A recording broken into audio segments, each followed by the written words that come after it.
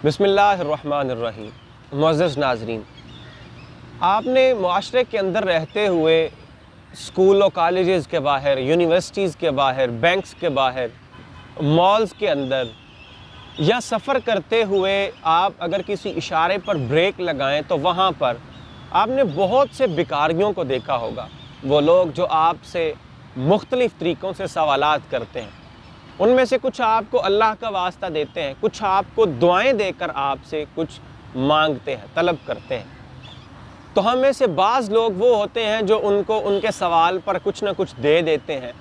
बाज़ वो होते हैं जो उनको कह देते हैं अल्लाह तुम्हारा भला करे। बाज़ वो होते हैं जो उनके साथ लड़ना और झगड़ना शुरू कर देते हैं। अगर आप भी इन साइलों के साथ, इन भिखारियों के साथ या इस तरह के सवालात करने वालों के साथ लड़ते हैं, झगड़ते हैं और उनको बाज़ औक़ात गालियाँ देने पर आ जाते हैं, तो आज ही इस काम से तौबा कीजिए। इमाम जौज़ी रहिमहुल्लाह अपनी किताब के अंदर एक वाक़या नकल करते हैं। आप कहते हैं, अस्फ़हान शहर का एक बहुत अमीर आदमी अपनी बीवी के साथ बैठा था खाने के लिए। खाने की मेज़ पर बहुत सी अनवा व अक़साम के खाने पड़े हुए थे। खाना अभी खाना शुरू नहीं किया था कि इतने में दरवाज़े पर आवाज़ आती है, मैं गरीब हूँ, भूखा हूँ, मैंने 2 दिन से कुछ नहीं खाया, तो खुदा के नाम पर मुझे कुछ दे दो। वो शख्स अपनी बीवी से कहता है कि ये जितना भी खाना इस दस्तरखान के ऊपर पड़ा है, ये सारे का सारा उठाओ और जाकर उस गरीब आदमी को दे दो। वो उसकी बीवी कोई सवाल नहीं करती, वो सारे का सारा खाना उठाती है और उठाकर वो जब गरीब आदमी उस फ़कीर की झोली में डालने लगती है, तो डालते डालते इसकी उसके चेहरे पर निगाह पड़ जाती है। जब निगाह पड़ती है तो ये औरत एक ज़ोरदार चीख मारती है। जब वो चीख मारती है तो ये आदमी परेशान हो जाता है और ये उससे पूछता है कि क्या मसला है, तुमने उसको खाना देते वक्त चीख क्यों मारी? तो आगे से वो औरत बयान करती है कि बहुत अरसा पहले की बात है, ये शख्स बहुत अमीर और कबीर शख्स था, इसके पास बहुत सा मालो दौलत था, एक आलीशान घर था और उस घर के अंदर मैं और ये बंदा रहते थे, क्योंकि मैं इसकी बीवी थी। एक दिन यूं ही हम बैठे हुए थे तो हमारे पास एक फ़कीर आ गया। उस फ़कीर ने कहा कि मैं बहुत भूखा हूँ, मुझे खाने की हाजत है, तो लिहाजा मुझे कुछ खाने के लिए दो। ये बंदा उठा और इसने पकड़कर उसको मारना शुरू कर दिया। इसने उसके ऊपर तशद्दुद किया। जब उस बंदे को मार पड़ी तो उस फ़कीर ने कोई बद्दुआ दी, जाने वो कौन सी बद्दुआ थी। आहिस्ता आहिस्ता आहिस्ता उस बंदे से सारे का सारा मालो दौलत छिनता गया, हत्ता कि आज का दिन आन पहुँचा। इसका सारा मालो दौलत अल्लाह ताला ने ले लिया और उसके बाद इसने मुझे भी तलाक दे दी, इसका घर इससे छिन गया, सारा कुछ, अलगरज़ इसके पास कुछ भी बाकी नहीं रहा।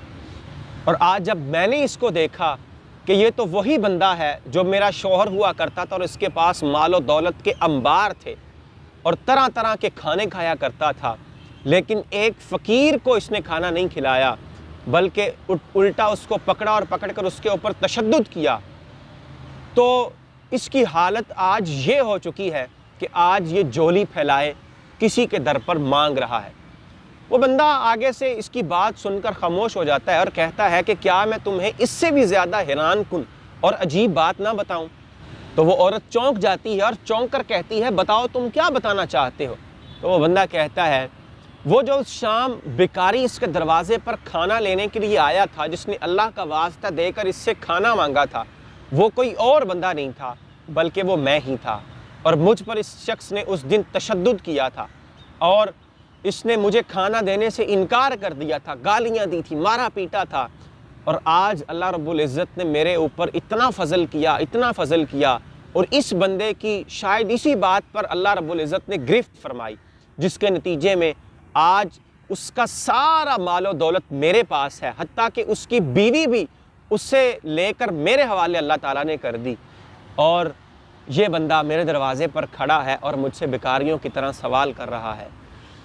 तो इस वाक़े से हमें पता चलता है कि अगर आप किसी बस स्टॉप पर खड़े हैं, स्टेशन पर खड़े हैं या किसी भी जगह पर खड़े हैं और कोई बंदा आपसे भीख मांगता है, आपसे वो सवाल करता है, अगर आपके पास उसको देने के लिए कुछ है तो आप दे दें।